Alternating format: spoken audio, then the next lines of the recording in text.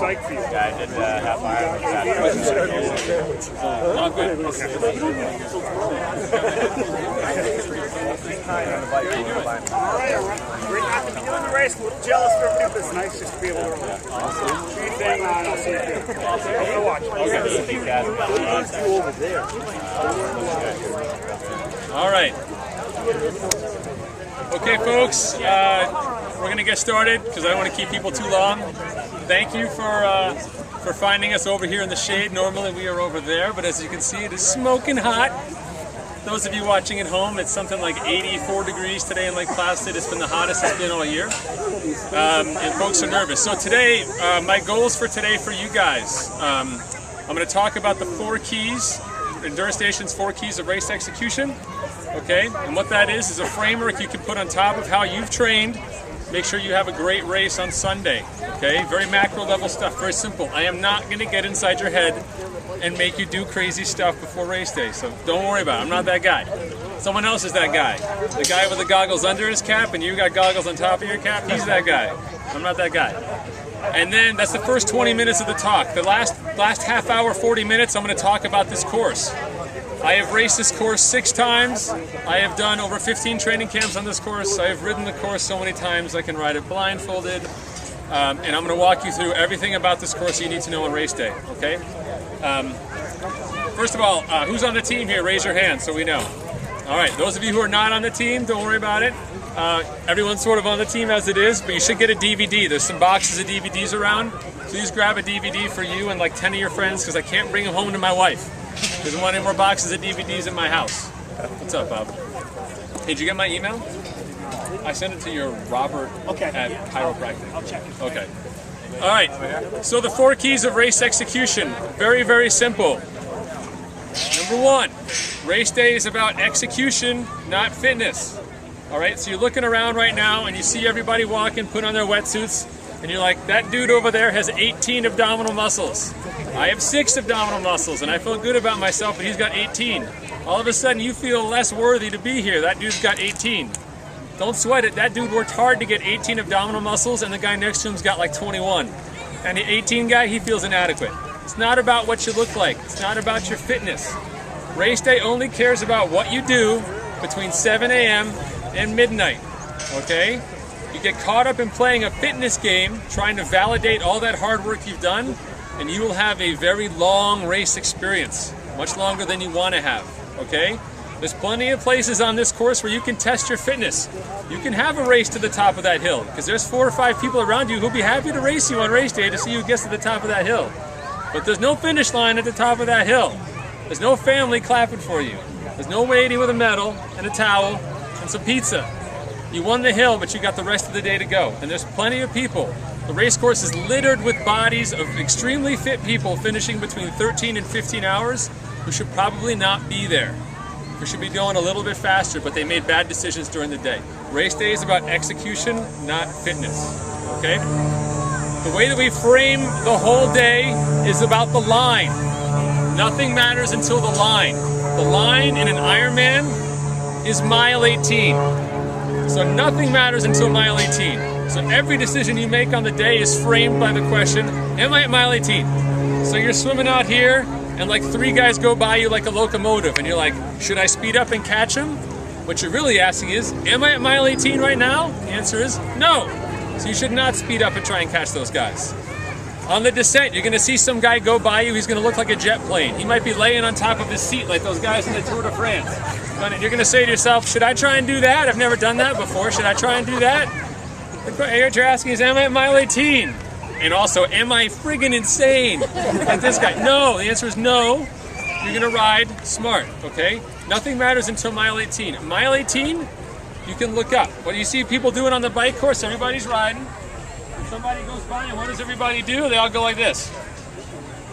What are they doing? They're all looking at the calves. Is he in my age group? Is that guy in my age group? Maybe she's, who's she? You know, that guy's old as my dad.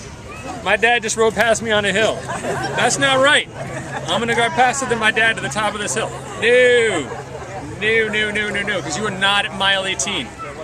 What typically happens to the novice athlete or someone who doesn't have an execution plan is somewhere on the run, all of a sudden strawberry banana gel tastes like pig vomit. All of a sudden, every little hill feels like a mountain. And you're saying, what happened to me? I love strawberry banana gel. I've got it tattooed on my calf. That's all I eat all year long. What's wrong today? Well, what happened today was 17 times on the bike course, you decided to win a hill. And you did that in the middle of 112 miles on a sunny day, mid-70s, looks perfect. And then you had to run a marathon. And your body says, sorry, white flag, game over, Pac-Man game ending sound. And you have to walk the rest of your day in. Nothing matters until mile 18. Mile 18, you can lift your head up and look around you, and these are the people who have earned the right to race with you and you with them on that day. Now you begin, okay? So mile 18, nothing matters until mile 18. How do we get to mile 18? Because it's a long-ass way to go, right? 140.6 miles, do the math, take out 8 miles, 8.2 miles, long way to go until you get there. Inside Endurance Nation, we recommend what you do is you race inside a box, a mental box. And what that means is everything that you can control goes inside that box. All the things that you cannot control go outside that box. So your crazy Aunt Jane, who wants to have only vegan food prepared by a Sasquatchian chef, and she wants to go eat somewhere on the other side of town, the only reservation they have is 9 p.m. on Saturday night, she's on her own. She's outside her box. You tell her to go take a hike. It's okay on Saturday, take a hike, okay? When you're out here swimming and someone goes by you like Thor, the god of thunder, not the guy who's crushing the Tour de France, who's having a great race, and he starts pummeling you, you could stop and sort of try to explain to him while he's swimming that he shouldn't be swimming with his fists, doing the fist drill. It doesn't matter, okay? All you can do is focus on what you can control. So you can steer away from him. Giving advice on race day, nobody's really that receptive to your advice on how to handle race day, right? No one's gonna take a drafting lesson from you at mile 37 of the bike. Like, oh, hey, look, this guy's got a seminar going on. I'll listen up to what he's saying. Put yourself in a box. Everything you can control goes inside that box, okay? So what you're thinking about, for example, on the swim, when things go crazy, all you're thinking about is your technique. On the bike, what I'm thinking about, you know, I'm a guy who's gone 5:26, 5:25 here on the old course, looking to go 5:15 this year. I'm not thinking about how fast that guy is or how fast she is. I'm thinking about my nutrition. It's gonna be 57 degrees when we start that bike in the morning. It's gonna feel like winter compared to right now. You know what I mean? There's gonna be people with like 9 arm warmers on and like a wool cap. I'm gonna be thinking about my nutrition because I know I don't like to eat or drink when it's cold out. I don't want to get off my rhythm. I'm focusing on the things that I can control, okay? I can make decisions now to prepare myself for that time. I may include arm warmers on the aero bar extensions of my bike in T1 if I want them or not. I can ditch them at an aid station or not. I can control that, okay? But I only take care of things that I can control. What I can't control goes outside that box. That gives you a clear delineation of what you should be focused on and what you shouldn't be focused on. So something you shouldn't be focused on really is the weather. It looks good. Stop checking your iPhones. Put them away. Relax. Put your feet up. Try and watch the tour if you get a satellite. If you do, tell me where you live so I can go watch it. Because I don't have it at my place right now. It's driving me nuts. All right? So, we've done race days, execution, and fitness. We've talked about the line, which is mile 18. You put yourself in a box. Only things you can control. Everyone else, you're not worried about them. The final piece of the 4 keys is your one thing. Okay? Your one thing is that resource you pull out when everything else goes south. Your one thing is the reason why you've been training for the last 6, 9, 12 months. What got you out of bed at 4 o'clock in the morning to do that god-awful 2.5 hour long run when it was 12 degrees out? What got you to ride 6.5 hours on the bike when the last thing you wanted to do was put your leg over that saddle one more time? That one thing, whether it's racing in memory of someone, racing to finish in the sun, wanting to run every step of that marathon, whatever that one thing is for you, figure that out now. Because on race day at mile 18, your body's going to come up with some amazingly convincing arguments, reasons why you should stop, okay? I've been there. I've had those races. I've had that race in Ironman, Florida, where I thought I was the man because I'd raced here in July, and I'm racing in Florida in November, and it's flat. Mile 70, my world has gone south, and I'm looking at the drainage ditch saying, well, I could just ride my bike into that ditch, have a horrible crash, and my friends would feel sorry for me. And then I would be okay, because I crashed. It wasn't like I gave up, I just crashed. You need that one thing to power you through, because at the end of the day, Ironman is really, for the majority of us, it's really not that hard, okay? I'll take an Ironman any day over a mile race where you just get anaerobic and you want to vomit and you're out of breath. Ironman is an exercise in pacing and nutrition, right? That's all it is. I can handle that all day long. All of us can do that. It's one of the reasons why Ironman fields are so diverse, right? It's not about one particular body type that succeeds or one genetic gift. We can all do it. But what it all comes down to is that one thing. It's like I said, between 13 and 15 hours, you see a lot of fit people who don't belong there, probably should have finished sub 12, 11 to 12, something like that. But they either they made poor decisions during the day or they didn't have that one thing. And that one thing is what keeps you going when everything else starts to slow down.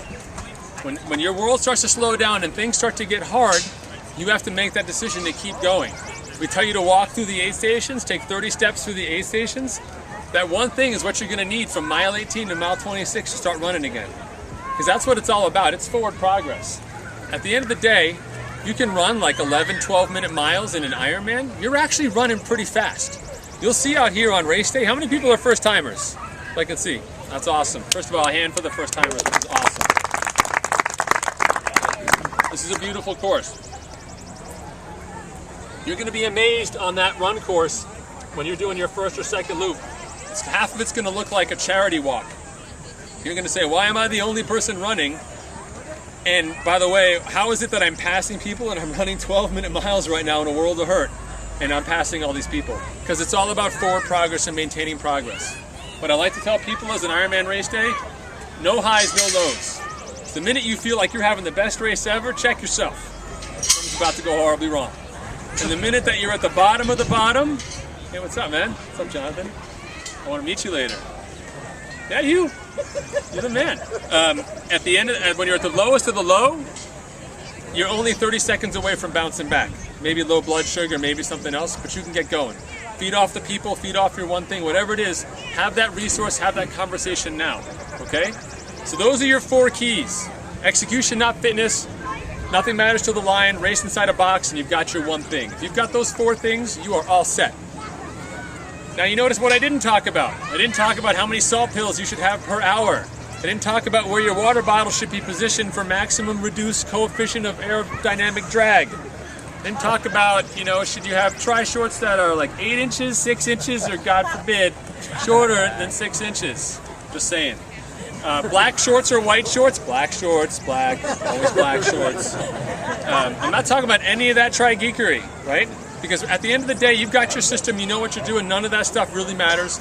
Take your framework and put it inside our system of pacing yourself. What I just talked about is a system that I've used. I've gotten to Kona 3 times, walking 30 seconds in every aid station, running a 3:25 on this course, okay? People get spun up about the numbers. After the talk, people always pull me aside. I'll stay until all the questions are answered, right? And someone will come over and say, that was an awesome talk. But I'm special. I'm a little different. So what happens for me? What's different for me? And at the end of the day, Ironman is a great sorter out of all those issues, right? 140 miles is a way of making everybody pretty much equal, right? You might think you're special, but by about the bottom of this hill on your second loop, nobody's feeling that special anymore. You know what I'm saying? Oh, so those of you who have not heard this talk before, do not know Endurance Nation, there's some DVDs out here in these boxes. If you folks could hold them up, please grab a DVD. That whole talk